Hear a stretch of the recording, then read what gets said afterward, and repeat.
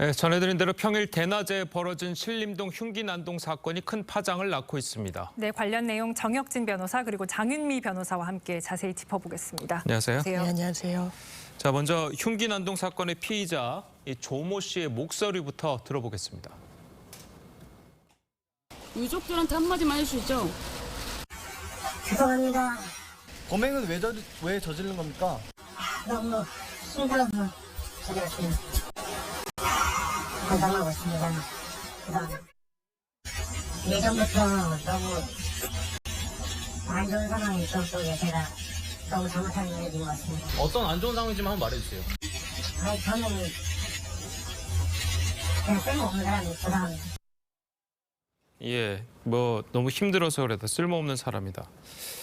차라리 말을 안 했으면 좀 덜 미울 텐데 저렇게 말을 길게 하니까 더 좀 화가 나는 그런 상황인 것 같아요. 일단은 이 범행은 묻지마, 그다음에 무차별적인 범죄이긴 하지만 제가 봤을 때 이 범행은 우발적인 범행이 아니고요. 매우 계획적으로 저질러진 그런 범행이거든요. 예. 그런데 중요한 것은 저 사람 이야기를 들어보면은 동기가 남 탓이에요. 다른 사람들이 그리고 이 사회가 나를 힘들게 해서 그다음에 나를 쓸데없는 사람 취급해서 이런 식으로 분풀이를 했다 이렇게밖에 해석이 안 되거든요. 예. 굉장히 정말로 너무너무 피해자 입장에서 보면 너무나 황당하고 안타까운 일이 아닐 수 없다 그런 생각이 듭니다. 네, 범행 이유를 들어보면 남들도 불행하게 만들고 싶어서 저질렀다. 네. 너무 황당한 이유입니다. 맞습니다. 이런 범죄를 일단 전문가들은 묵지마 범죄로 이제 분류를 하고 있죠. 묵지마 범죄도 이게 하나의 유형으로 이제 뭉뚱그려서 판단받는 게 아니라요. 여러 유형이 있습니다. 한국형사법무정책연구원이 발간한 보고서에 따르면요.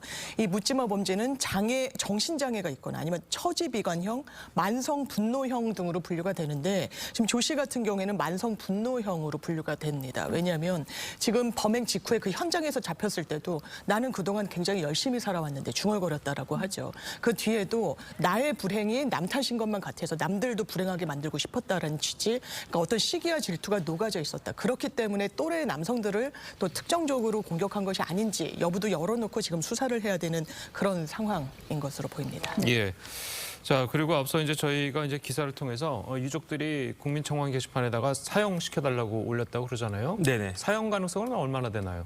일단은 이제 살인죄는 형법에도 사형까지 처벌할 수 있도록 규정이 되어 있는 건 당연한 거고요. 예. 그다음에 더 중요한 게 양형 기준인데 양형 기준에 따르면은 이러한 살인 범죄가 계획적이고 그다음에 범행 수법이 잔혹하고 그다음 반성이 없고 피해자가 많고 이런 경우에는 사형도 시킬 수 있는 것으로 규정하고 있는데 문제는 뭐냐면요. 우리나라에 사형이 규정이 되어 있고 사형 선고가 내려지는 경우도 종종 있는데 집행이 되고 있지 않아요. 그러니까 실질적으로 사형제 폐지 국가가 된 셈이나 마찬가지인데 이것이 과연 국민 감정에 부합하는 것인지 이 부분에 대해서는 이런 사건들을 계기로 해가지고 다시 한번 생각해 봐야 될 것이 아닌가. 아니 저희 사형을 하지 않을 거면 아예 사형죄를 형법에서 빼든지 존치시켜놓고 왜 집행을 안 하는지 저는 잘 모르겠고요.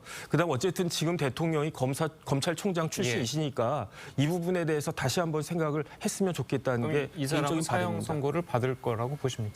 제가 판 사람은 당연히 사형 선고 내리죠. 그런데 사형 선고는 1심에서 끝낼 수 있는 게 아니고 워낙 중대한 생명을 박탈하는 거니까 대법원까지 가서 이제 확정이 될 텐데 예. 다른 사람들의 목숨을 저렇게 뺏어 놓고서 자기의 목숨이 온전하길 바라는 것이 그게 제대로 된 생각인가 저는 그런 생각은 하고 있습니다. 네, 조 씨는 또 경찰에 마약 물질이죠. 펜타닐을 복용했다라고 진술했다가 마약 검사 결과 음성으로 나오자 또 진술을 번복하기도 그렇습니다. 했습니다. 이제 수사에 혼선을 주려고 한 게 아닌가라는 생각이 드는 부분이 있어요. 펜타닐은 이제 진통성 마약 성분입니다. 그 부분을 자기가 자백한 겁니다. 내가 마약을 복용을 했다는 취지로. 당연히 간이 마약 검사를 했죠. 음성이 나와서 지금 정식 이제 분석도 의뢰를 한 상태인데 아마 심신상실이나 심신미약으로 그러니까 내가 온전치 못한 전신 상태에서 이 범행에 이르렀다라는 취지의 주장을 하고 싶어 했던 것 같기도 합니다. 이뿐만 아니라 이 정신적으로는 문제가 있는지 없는지 여부도 지금 의뢰를 해놓은 상태라고 하는데 지금까지 이 수사 과정에서 보여준 태도들 그리고 범행에 이르게 된 경위를 설명하는 데 있어서는 비교적 뚜렷하게 범행을 왜 저질렀는지 이야기하고 있거든요. 본인의 처지를 비관하는 그런 상황들에 대해서. 그래서 단순히 어떤 정신적으로 온전하지 않아서 뭐 양형에 참작이 되거나 이렇게 진행되기는 어려울 것 같습니다. 네. 예. 자, 아무래도 뭐 살인범이니까 신상 공개 되겠죠? 되겠죠. 이 신상 공개 관련해 가지고는 특정 강력범죄 처벌 특례법에 규정하고 있는데요. 모든 경우에 다 이제 공개가 되는 건 아니고 범행의 수단이 잔인하고 중대한 피해가 있고 혐의를 입증할 만한 충분한 증거가 있고 그다음에 국민의 알 권리나 범죄 예방을 위해서 필요한 경우에는 미성년자가 아닌 경우에는 이제 신상 공개가 되는데 이 조모 씨 같은 경우에는 여기에 대해서 부합되지 않는 것이 단 하나도 없다라고 판단되기 때문에 그런데 이렇게 신상 공개가 이렇게 늦어도 되는 것인지 저렇게 마스크 쓰고 얼굴에 이렇게 뭐 이렇게 모자이크 처리하고 나오는 것이 과연 맞는 것인지 이 부분에 대해서 다시 한번 생각해 봐야 되는 것이 아닌가 싶습니다. 네. 더욱이 우려되는 부분도 있습니다. 범행 당시 영상 SNS를 통해서 무분별하게 무차별적으로 유포되고 있어서 또 2차 가해 우려도 나오는 상황입니다. 반복 유포되면 처벌 대상이 된다고 하는데 어떤 처벌을 받게 됩니까? 그렇습니다. 사실 이 영상을 보신 분들이 상당히 잔혹하다고 하고 스트레스 언급을 하십니다. 이건 단순히 이 부분을 보시는 분만의 문제가 아니라 이건 유족분이랑 피해자에 대한 2차 가해일 수도 있어요. 맞습니다. 지금 경찰도 엄벌에 처하겠다 이야기를 하고 있습니다. 일단 정보통신망법 44조의 7에 이런 규정이 있습니다. 공포심을 유발하는 이런 뭐 문헌이나 영상을 반복적으로 상대방에게 도달하게 한 경우, 그러니까 반복성을 요건으로 하고 있긴 한데요. 그러니까 이걸 여러 차례 온라인상에 올리게 되는 경우에는 1년 이하의 징역 또는 1,000만 원 이하의 징역, 그러니까 벌금형에 처해질 수 있는 형사처벌 규정까지 갖고 있습니다. 네. 또 이런 영상에 뭔가 부적절한 고인의 어떤 명예를 훼손할 수 있는 뭐 문장을 단다든지 하면 또 정보통신망법상 명예훼손죄, 이게 일반 형법 명예훼손보다 전파 가능성이 높기 때문에 법정이 훨씬 높게 돼 있거든요. 네. 이런 부분도 좀 유의를 하셔야 되고요. 더 큰 문제는 그냥 본인이 안 보면 되는 거 아니야라는 차원이 아니라 요즘은 유튜브의 구독 원리 등에 따라서 알고리즘으로 이게 원하지 않는데도 영상이 그대로 뜰 수가 있다는 겁니다. 그럼 노약자나 미성년자 같은 경우에는 더 큰 충격을 받을 수 있기 때문에 이런 부분에 대한 법적 평가도 또 이 단죄도 필요해 보이는 부분이 있습니다. 예, 네. 알겠습니다. 자, 저희는 다음 이야기도 좀 해보도록 하겠습니다. 조국 전 법무부 장관 부부가 자녀 입시 비리 혐의와 관련해서 자성한다는 입장문을 냈습니다. 네, 검찰의 자녀 기소 여부 결정을 앞두고 일단 몸을 낮춘 걸로 보입니다. 정은하 기자 리포트 보시고 이야기 이어가겠습니다. 부모인 저희의 불찰과 잘못이 있었음을 자성하고 있다. 조국 전 법무장관과 정경심 전 동양대 교수가 자녀 입시비리 혐의와 관련해낸 입장문 일부입니다. 조 전 장관 부부는 피고인이 기소 사실에 대해 법정 바깥에서 입장을 표명하는 건 이례적인 일이라면서도 검찰의 요구를 존중해 이같이 밝힌다며 A4 용지 한 장 분량의 글을 공개했습니다. 검찰은 지난 17일 조 전 장관 측이 항소심 첫 공판에서 입시 비리에 공범으로 보기 어렵다며 혐의를 부인한 데 대해 명확한 입장 표명을 요구했습니다. 조 전 장관 부부는 저희 자식들은 기소되거나 유죄 판결이 난 사안과 연결된 학위와 자격을 모두 포기 또는 반납했고 소송도 취하했다며 자성하는 차원에서 다 버리고 원점에서 새 출발하겠다고 결정한 것이라며 이렇게 된 데에는 부모의 불찰과 잘못이 있었다고 덧붙였습니다. 다만 부모의 관여 등 공모 혐의에 대해선 법정에서 소명하겠다고 했습니다. 검찰은 입장문 내용을 감안해 조 전 장관 딸의 입시비리 혐의 공소시효 만료일인 다음 달 26일 이전에 기소 여부를 결정할 예정입니다. TV조선 정은하입니다. 예, 지금 뭐 입장문을 보면 혐의를 인정하는 게 아니라 그냥 뭐 반성문 수준인 거네요. 글쎄요. 그런데 지금 조국 전 장관 등 그 조국 일가 입장에서는 뭐 조국 전 장관 출마 뭐 이런 이야기도 나오지만 발등의 불은요. 형사 처벌이에요. 왜냐하면 일단 조민 씨 같은 경우에 다음 달에 기소될지 여부가 확정적으로 다음 달만 지나가면 이제 안전할 수 있겠지만 언제든지 검찰에서 기소할 수 있는 그런 상황이고 두 번째는 조국 정경심 부부에 대한 항소심이 이미 이제 진행을 하고 있지 않습니까? 그렇기 때문에 기소유예를 받을 수 있을 것인지 그다음에 항소심에서 지난번 징역 2년은 오히려 제가 봤을 때 형량이 굉장히 약했다고요. 그걸 본인도 다 알고 있을 거란 말이죠. 그렇기 때문에 이런 부분들에 대해서 어찌됐든지 간에 하나의 뭐 전략이 필요하다 이런 생각이 드는데 그런데 제가 살다 피고인이 반성문이 아니고 입장문이라고 하는 걸 표명한 걸 제가 처음 봤어요. 그러니까 입장문이라고 하는 것은 한동훈 장관 법무부 장관 할 때 이런저런 입장문 내지 않았습니까? 그러니까 이거 입장문이라고 하는 것은 법무부 장관이나 이런 공적인 입장에서 내는 게 입장문이지 어떻게 피고인이 입장문을 낼 수 있는지 그걸 누구 보라고 내는 겁니까? 원래 피고인이 내는 문서는 서면은 그 법원에 판사님한테 봐달라고 하는 건데 오히려 법원이나 검찰에서 이런 부분들이 조금 더 황당할 수도 있지 않을까 하는 생각이 듭니다. 내용을 떠나가지고. 네. 조 전 장관 부부 입시 비리 공모 혐의에 대해서 이제 법정에서 소명한 뒤 그에 상응하는 책임을 지겠다라고 했습니다.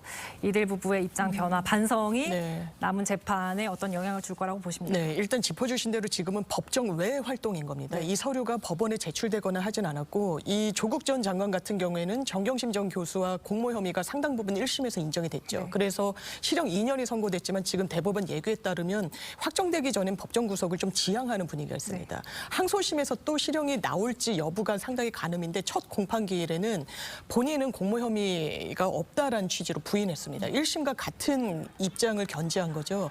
그렇다면 항소심 재판부가 봤을 때 1심 재판이 달라졌다, 판단을 잘못했다라고 결론 내리지 않는 이상 피고인으로선 어떤 사정 변경을 만들어줘야 되는 겁니다. 이를테면 피해자가 있는 범죄라면 합의를 한달지 아니면 1심에서 사실관계상 범죄가 다 인정이 됐으니 이걸 시인하고 반성하는 취지로 갈지 그래서 아마 후자 쪽 이제 본인의 재판을 생각했을 때도 다음 그런 공판기일에 공식적인 언급이 입장이 변했다고 나올지도 한번 살펴봐야 될 것 같고요. 지금 입장문 전체를 살펴보면 아무래도 그 자녀들에 대한 기소 여부 때문에 이런 입장문을 발표한 것으로 보여지는 부분이 있습니다. 그러니까 한마디로 다중포석이 있다라고 보여지는데 언론 보도에 따르면 조민 씨 같은 경우에는 얼마 전에 검찰 소환 조사를 받았다는 거죠. 지금 조국 장관이 본인의 재판 과정에서 이야기하는 것과 약간의 사실관계상 괴리가 있었다는 겁니다. 거기에 대해서 입장이 어떻게 되냐. 만약에 계속해서 잘못한 점이 없다라는 입장을 견지할 경우에 그러면 이 다시 피해자 혐의에 있는 조국 전 장관의 딸 같은 경우에도 기소 여부를 저울질할 수밖에 없는 처지가 될 겁니다. 검찰로서는. 그렇다면 반성의 기미를 보여주고 거기에 대하면은 선처할 수 있는 여지를 좀 열어놓기 위해서 이런 입장문을 발표한 게 아닌가 싶습니다. 네. 아니 그 말씀대로 반성의 기미를 보여서 선처에 뭐 길을 열어준다고는 하는데 어쨌든 뭐 조국 장관 뭐 부인인 교수 정경심 교수는 지금 구속돼 있는 상태고 네네. 조국 전 장관의 경우에는 자신의 혐의를 전혀 인정하지는 않고 있잖아요. 뭐 아버지로서 뭐 불찰은 있겠지만 자기는 바빠서 관여하지 못했다. 계속 이런 입장인 것 같은데 이런 입장을 보이는데도 조민 씨의 구속 여부, 그 기소 여부에 여러 가지 좀 그게 판단이 되지 않을까요? 그러니까 제가 봤을 때는요, 그 아버지하고 딸하고 말이 틀려요. 같은 혐의로 이제 똑같은 혐의로 한 명은 재판을 받고 있고 한 명은 재판에 기소가 될지 안 될지 그 결정만 남아 있는 그런 상황인데 딸은 자기가 피해야 되니까 거기에 대해서 인정하는 것처럼 이야기하고 아버지는 재판 중인데 인정하면 형이 더 가중될지 모르니까 거기에 대해서 부인하고 이게 무슨 입장문인지 그런 생각이 들고요. 더 중요한 건 뭐냐면요. 조국 전 장관이 혐의를 인정하든 그 부인하든 이것은 제가 봤을 때 큰 의미가 없다라고 보여지는 것이 이미 대법원에서 중요한 사실에 대한 사실관계가 다 확정이 됐단 말이죠. 네. 그렇기 때문에 여기에 대해서 뭐라고 이야기할 필요도 없고 그냥 다 인정하고 반성한다. 반성하면 살겠다. 한 번만 잘 선처를 해달라. 이렇게 이야기해도 봐줄까 말까 하는데 지금 뭐 이런 부분들에 대해서 그런데 왜 이런 입장을 표하고 있는가. 모든 것이 다 정치적으로 사건화하려고 하는 것이 아닌가. 그런 의심이 들지 않을 수 없는 거 아닌가 싶습니다. 예. 네.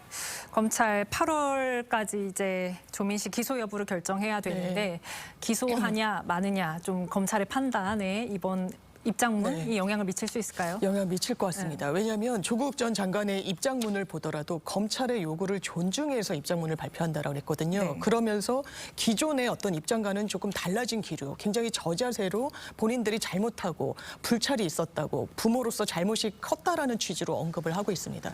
이거는 검찰에 일종의 보내는 하나의 뭐 신호라고 볼 수도 있을 거고요. 일단 기소유예 쪽으로 이렇게 좀 넘어가고 있다. 이 조민 씨에 대한 신병 처리와 관련해서 관련해서요. 기소유예라는 건 죄가 없다라는 게 아닙니다. 이제 기소를 할 만한 사안이긴 하지만 초범이라는 점, 반성한다는 점, 뭐 여러 가지 정황을 종합해서 기소를 그냥 유예해 준다는 취지인데 지금 조민 씨 같은 경우에는 이 관련된 행정재판에서도 이제 고려대학교 그리고 부산대학교 다 소취하를 했습니다. 그렇다면 이 입시와 관련된 부분과 관련해서는 사실 고등학교 졸업자 신분으로 돌아간 부분이 있거든요. 어떤 이런 유리한 지점, 어떤 판단에 있어서 좀 참작할 수 있는 사정들을 좀 만들고 있는 게 아닌가라고 판단되는 부분이 있습니다. 예. 자, 그래도 조민 씨 같은 경우에는 어쨌든 뭐 범죄가 어느 정도 혐의를 검찰에 입증할 자신이 있다고 계속 얘기를 해왔기 때문에 네네. 만약에 기소유예를 하게 된다면 이 부모가 반성문 썼다고 해서 기소유예가 된다면 일반적인 대한민국 국민들에 비교하면 그 형평성의 논란이 일지 않겠습니까? 그 엄청난 특혜인 거죠. 그 당장 숙명여고 쌍둥이 같은 경우에 아버지 징역 3년 꼬박 살다 나왔어요. 그다음에 그 딸들 쌍둥이 둘 다 1심에서는 징역 1년 6개월 나왔고요. 항소심에서 징역 1년 나왔거든요. 집행유예 3년 붙어 있지만 그다음에 이제 대법원 진행 중인데 어쨌든 대법원에서 징역 1년에 집행유예 3년이 나올 가능성이 제가 봤을 때 굉장히 많은데 형사소송법이 어떻게 규정하고 있냐면요. 검사는 범죄 혐의가 있어도 기소하지 않을 수 있다. 그런데 고려해야 될 사항이 뭐냐면은 나이, 성행, 지능, 환경, 동기, 수단, 결과, 범행 후 정황이에요. 그런데 나이만 봐도 숙명여고 쌍둥이들은 아직 고등학생이었어요. 그럼 미성년자 아니었겠습니까? 조민 씨 같은 경우에 고대 졸업한 다음에 의전원에서 저런 범행을 저질렀는데 의전원 가기 위해서 충분한 성인 아니었습니까? 그다음에 성행이 뭐 지능이 뭐 나쁩니까? 그다음에 환경이 뭐 어려웠습니까? 그것도 아니잖아요. 동기도 나빴고 결과도 나빴잖아요. 심지어 조국 전 장관 같은 경우에 뭐라고 이야기했냐면 우리 딸 때문에 피해본 사람이 하나도 없다고 그랬어요. 피해본 사람이 누군지 밝혀지지 않아서 그렇지 피해본 사람이 없었습니까? 범행 후 정황을 봐도 그러면 반성하고 앞으로 조심해서 살겠습니다. 이래도 모자랄 판인데 지금 뭐 하는 거 보면은 뭐 여기도 다니고 저기도 다니고 뭐 그다음에 계속적으로 나는 죄가 없다 그렇게 이야기했다가 말 바꾸고 이러한 종합적인 상황에서 기소유예가 과연 합당한 것인가? 저는 어떤 생각이 드냐면요. 만약에 조민 씨가 기소유예를 받으면은 난 처벌받지 않았으니까 실질적으로 무죄다 이렇게 주장하면서 다니지 않을까? 저는 그것도 걱정이 되기 때문에 이런 부분들에 대해서 검찰이 종합적으로 고려를 하는 것이 필요하다고 생각이 됩니다. 예, 알겠습니다. 자, 오늘 두 분 말씀 여기까지 듣겠습니다. 잘 들었습니다. 고맙습니다. 고맙습니다.